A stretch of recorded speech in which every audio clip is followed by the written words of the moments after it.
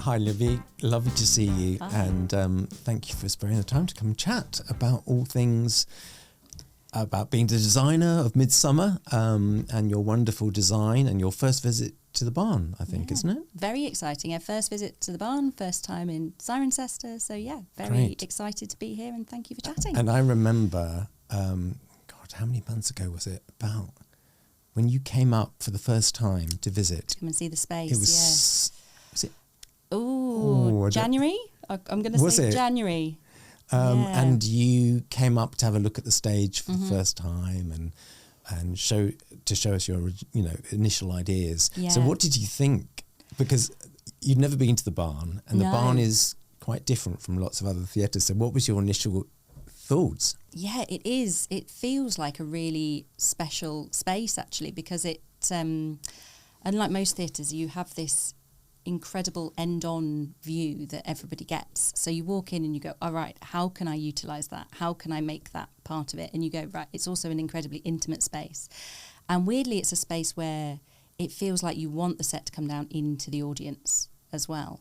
So it was really exciting. But then at the same time, I was then obviously thinking about that versus, the show coming from the Mercury in Colchester and thinking they both have lots of pros about them, but they're not necessarily the same thing. The Mercury is very wide, this is quite narrow. The Mercury's sort of four-stage and relationship with its audience is very different to this one. So it was a lot to sort of take in, but you definitely got a sense that there could be something really quite intimate and special about doing it here. So it was exciting. And I remember us kind of walking around the building and sort of getting all excited about, like, we could do this and we could do that. So by the time you come up, you'd already had initial design thoughts, hadn't you? Yeah. And so did you suddenly think, oh my God, that won't work if I've got to do it in both places? Funnily enough, it wasn't too terrifying, mainly because I don't know what it was about this show, because you read it and you think, okay, it's so multi-locational. We travel so quickly. It's very filmic. So from terms of how you design it, it's kind of quite open because very early on that you can't go from this place to this place to this place and naturalistically make it look like that. So it had actually made it quite difficult to hit on what the idea for the show could be. So Ryan, who's the director of the show, and myself had been having meetings for about a month about what we thought the design for Midsummer should be. And actually, a week before we were meant to first present the idea to yourselves and to the team at the Mercury, we kind of threw out everything we'd done already and we started again because we were just... Really? We were throwing stuff at the wall and it just wasn't sticking. It wasn't the right thing. So it was, the idea of a sort of miniature Edinburgh had only existed for a week before we kind of got to that point. So I'm really intrigued now because, of course, now I just see this amazing miniature Edinburgh with lots of little surprises for the audiences of things that happen with the set. And so it's really hard for me to imagine it in any other way. What were your initial thoughts? I think, again, because of the filmic nature of it, like the first thing I did was I made a sort of storyboard of all of the moments and what those moments might look like. And Ryan and I talked about those. And we had this kind of shared Pinterest board where we had, I think there's over 500 images on there. So, we were going back and forth a lot. And so we knew what we wanted all of the sort of key moments of the show to look like. We could picture what the lighting was like. We could picture how the actors should sort of be interacting with each other. We were even starting to think about what instruments would be involved, but it was just kind of the world around them, what that was that we were really struggling to hit upon. So we went through everything from, do we pick one location? Like, is it all set in the wine bar? Do we start in the opening scene of the show and everything comes out of the wine bar? So we tried that. That didn't work. And then we tried something a lot more abstract in terms of like, well, maybe there's a bit of a garage door here and a bit of a window there and, more of it's done very gesturally with movement. And then we kept sort of plodding through with that and going, no, that's not right either.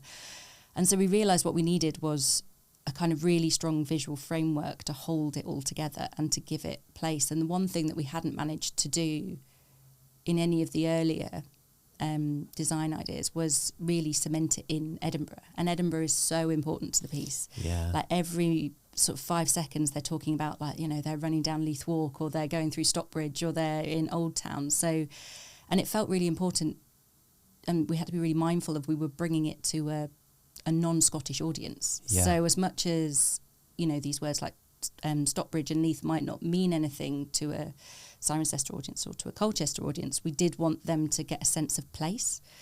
And so we were looking a lot at magic realism, which is when you kind of take naturalistic objects and motifs, and either you play with the scale or the placement of them with less naturalistic things to create this kind of fantasy. And out of that came miniatures, and then the rest, as they say, is history. So that kind of relationship with the relationship between a designer and a director is well, it can go terribly wrong. It can. If you don't speak the same language, or you don't have the same. Yeah. So had you worked with Ryan before? Yeah, so we worked together once before last year at the Mercury on a production of Great Expectations, and obviously Dickens, very different to Midsummer in many ways, but it was a kind of an ensemble piece with narrators telling a story and the world changing around them. So we sort of we had the beginnings of a language of how we like to work together. We definitely like presenting an audience with a design where they can kind of see the world and get involved in the world, and then the world changes and transforms with them, rather than blackout, something flies in, we're now in a completely different space. So we knew what our kind of visual points were that we really wanted to hit on. But it's definitely difficult when things just take a while to hit on. But I mean, Ryan's great. It wasn't a case of like I liked something and he didn't like it, or vice versa. It was us mutually going, still not it, is it? And, you know, trying more things. And, you know, we both had our hands in the model box and ripping bits of paper up and just playing with things and trying different ways of using the space, because I think we knew quite early on that we also wanted the actors to be on stage pretty much throughout, because we needed the flexibility. We didn't know who would be playing what instruments then. We didn't know how Paul was going to be sort of taking the songs from the show and developing it into underscore. So we had to kind of expect that anyone could be playing an instrument on stage at any moment. Therefore, we had to rely on the actors being part of the world at all times. And it was just, trying to find what that meant for the visual look of the piece. And what happens when you work with a director and you just don't? I mean, have there been occasions where you just literally you think, oh my God, get me out of here, because this isn't working? I think what lots of people don't understand about design is that it's actually more about communication than anything else. And what sometimes can be really difficult is that you have to understand that everybody sees things differently. So you can show a director a model box, or you can show them a storyboard, or you can show them a sketch. And then actually some directors can then take that information, process it, and they know what it's going to look like on the stage. Whereas other people take images in differently. And so there are definitely times when you get into rehearsals or into tech and the director might go, this isn't what I imagined. And you sort of think, well, I don't know what I could have done to make it more like you imagined. But then actually it does just come down to, finding out what people respond to, finding out ways to communicate with people. So some directors want a sort of an overarching sense of what the design is, but they don't want the nitty-gritty. They don't want to have sat down and worked out when each bit of set moves or who sits where when before rehearsals, because they like to find all of that in the room. So those directors you have to be a lot more flexible with, and you have to just basically give them lots of stuff to play with, and then they'll build worlds out of that stuff. Whereas other directors prefer to have go into rehearsals with a really clear plan of right, we already have a sense of what each scene is going to be, how the design's going to support each of those moments. Stuff still changes in rehearsals, it always does. That's the joy of theatre, in that, you know, you find it collaboratively together with the performers, but you just need to work out what kind of director you're working with. And so that's the real joy about getting to work with Ryan again, is that we've already built that working relationship. We know, and Ryan is a planner. He does like to have storyboards and a sense of what something's going to be before we go into it. I mean, you couldn't do this show without being really planned. We needed it on this show, we had it planned. Yeah. And then, of course, we changed things. Yeah. But we knew that we had at least an opening offer or a solution for every problem going into rehearsals. Yeah. And then, of course, performers come along and find much better ways of solving some problems. And, but lots of it on this project actually went, we had it so planned out beforehand that it did actually go. Lots of what our initial thoughts were of how scenes would play out did make it through to the final, which is quite satisfying in a way. And did you always want to be a designer? I did. I was really lucky. I grew up in Stratford-upon-Avon, so obviously I had the RSC on my doorstep. So theatre for me was something that was always accessible, and they're also really good at doing like backstage tours and like days where you can go and see costume and set. And so I knew all of that existed, because I think quite often people don't really understand what the roles are in theatre other than acting. Yeah. And were there designers? Because when I grew up, because I trained as a theatre designer originally. I did not know that. Yeah, I went to Wimbledon School of Art. Did you? And trained as a theatre designer, yeah. And so I loved design, and I've always loved it, but I also knew that at that time that I wanted to go to drama school and be an actor and, to go down that route. But I remember when I grew up in Leatherhead, the Thorndike Theatre in Leatherhead, which... You're probably too young to know. It's not ringing many bells. No. And it was one of the leading rep theatres. I mean, it was one of the really leading rep theatres in the country when we still had rep, as it was. And I got taken there a lot as a child, and that's what made me fall in love with the theatre. And I can still see those sets now. And then when I was at art school, back in the late 80s, it was John Napier. So he was designing Starlight, Les Mis, Miss Saigon, all those sorts of big shows, mega shows that we'd never seen designs like it before. And I just remember just going, oh my God, this is amazing. Yeah. Just taking design to another level was really... So are there shows that you remember as a kid going to see at the RSC and not necessarily sort of remembering much about the show, but just you can still see those sets? Or there's definitely like moments. I remember seeing David Tennant in Macbeth. I want to say it was. You're a lot younger than me. I was definitely like sixth form, 17, 18 age, and I just remember this moment where, because it was a modern day version of the show, so it was guns, not swords. And there was a moment when he fired a gun and this whole back wall looked like the gunshot had fired and shattered and splintered. And it was this sort of reflective wall. So then when he walked past it, all of the reflections were shattered and angled. And still to this day, I have no idea how they did it. But it was just moments like that just make the hair stand up on the back of your neck. And the other great thing about the RSC is that they did this like World Shakespeare Festival, which meant that they got companies from all over the world to come and perform Shakespeare. And I saw so many of them because, back in the day you could get a student ticket for like £3.50 or something. Yeah. So I just used to miss double maths on a Friday morning and go and queue up and get a ticket for that night. And I used to go to, talk about affordable theatre. When I was at art school, the E&O, used to be able to get tickets for like £3 up in the gods. Yeah. And you used to go and see everything because the designs were just amazing. Gerald Scarfe and all that sort of period of the E&O.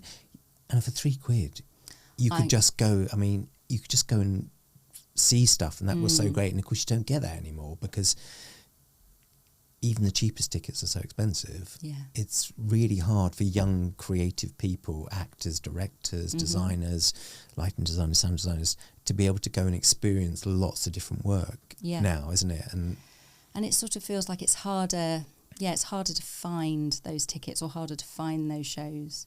I mean, I feel like I had the opposite experience when I went to art college. So I went to Central St Martin's. So we're fellow UAL. I know, we were very competitive. Yeah. Should we end this podcast now? Is it all over? Yeah. And I went from a world of seeing quite big shows, not necessarily big musicals, but shows with, big production value, large casts, to looking at a lot more kind of alternative work, because at Central St Martin's it was they just changed the course to what was called performance design and practice. We were the first year of that, so we were the kind of guinea pigs of this new course, which now has gone even more kind of away from traditional theatre.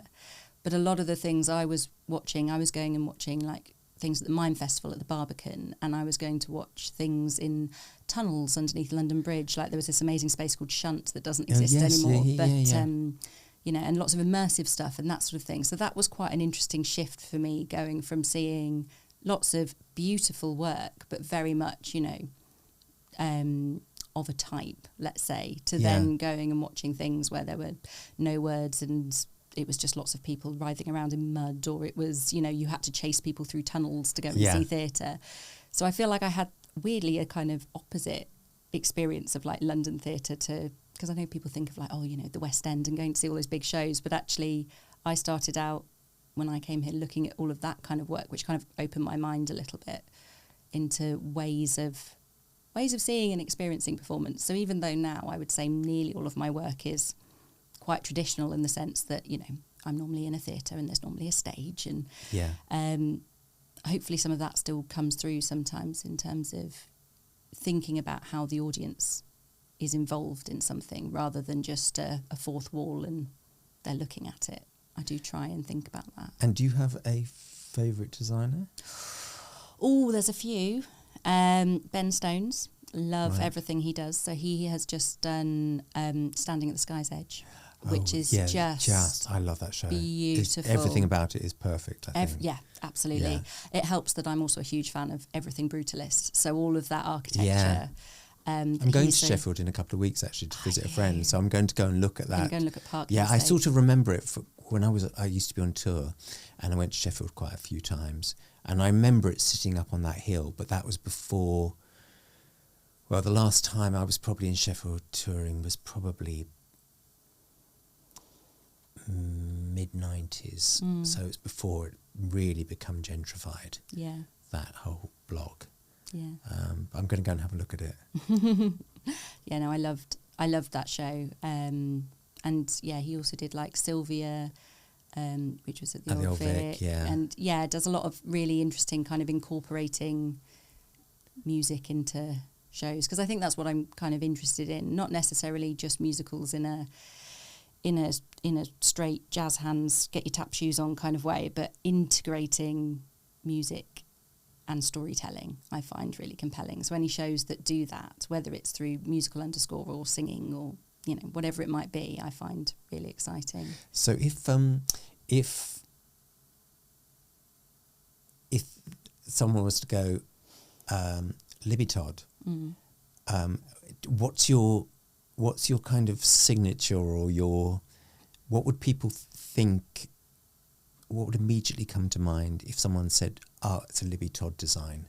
What would that look like? I think for me, it's about recognising that we are in a theatre and we are telling a story. It's kind of hard to pinpoint what I am, but it's probably easier to say what I'm not. So I'm not the sort of designer who wants to create a perfect box in which a world exists and it's like we're seeing a snapshot into real life, because to me that feels very filmic, and it's like cinema does that so well. What does theatre do really well? And actually theatre is about a shared live experience between actors and audience. And so anything that I do, I like to embrace that. I love, you know, the magic of theatre. I love something appearing without you knowing how it's appeared. But at the same time, I also love an actor pulling a piece of set out and us seeing that happening. I love seeing some of the workings of it, and whether that's them playing instruments or whether that's exploring on-stage and off-stage spaces as well. Like quite often in my shows, I like to have what's called layers of space, which sounds really pretentious, but it's really not. What it means is you have areas in your design where your kind of key action is happening between your protagonists or whoever at that moment, but you still keep an awareness of the other actors who are in the space and holding that space. So rather than it becoming everyone goes off into the wings and everyone comes back on again, they just sort of bleed into the design. So I'd say that's something I'm really interested in. And I think we do that here with our narrator/musicians, you know, because all four of the actors sort of underscore each other throughout the story. And they do that staying in the space. So they're still present in it, but they're not, we know when they're part of the scene and we know when they're not. So finding designs that allow for that to happen, I guess, is my signature. And there's lots of really lovely little imaginative things, aren't there, without giving too much away. But there's moments when one of the characters has been out and having a bit too much to drink and ends up throwing up. But the way you've designed that is it's really funny and imaginative, and it's just really little touches like that, I think, really make this show special. It's a funny one, because what I had to do for this show is Ryan and I wrote a list of all of the things we needed to tell the story. So again, not giving everything away, but we knew we needed a bed. We knew we needed somewhere for them to sit down and be in a pub. We knew various things. And so actually once we knew that we wanted to create miniature Edinburgh, I didn't start making the buildings. I started making all of the things that we needed to reveal. And then it took each one and went, right, how does this become a building? How does this become a piece of architecture? And then on top of that, I'd then have to go onto Google Earth and be like, right, how does this become an Edinburgh building? And which Edinburgh buildings, architectural styles, lean themselves towards different objects? You go to Edinburgh, there's so many different styles of building and so many iconic buildings, aren't there? And it was that thing of like, I knew I could never, I knew I needed a certain amount of artistic license in terms of taking these buildings and then tweaking them to do all of the things that we needed them to do.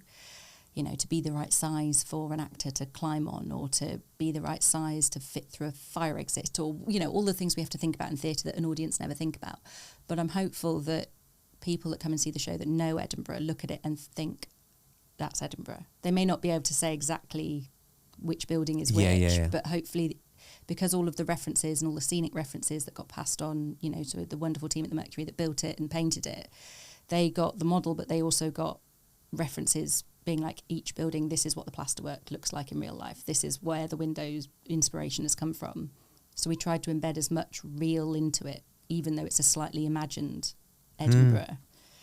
No, it's a brilliant set. And actually, dare I say, I think it looks even better on the barn stage than the Mercury stage.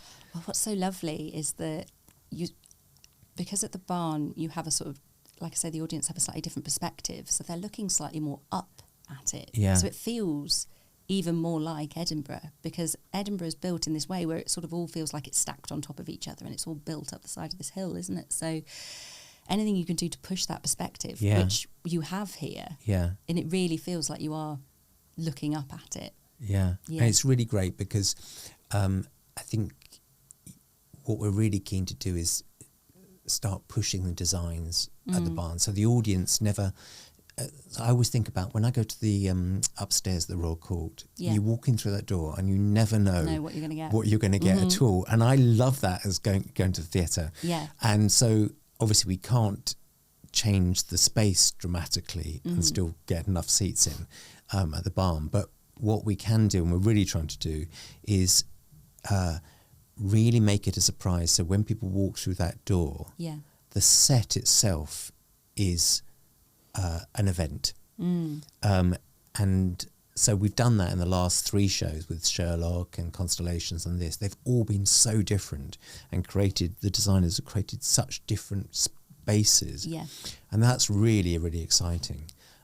So thank you for helping us to keep that going, because the audience are going to be blown away by this set and the show. But the set, I mean, I just think it's amazing. You've done a fantastic job. So. Well, so has credit to the entire team that have built it, brought it to life. Lit it.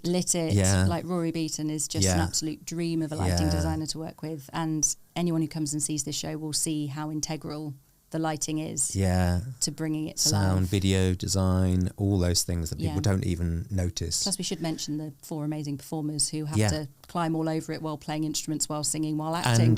And I think what's really amazing, I was saying to Ryan and Paul, Herbert, who's the MD and arranged the music, actually when I came to see the press night in Colchester, it was a shame because the cast is so good.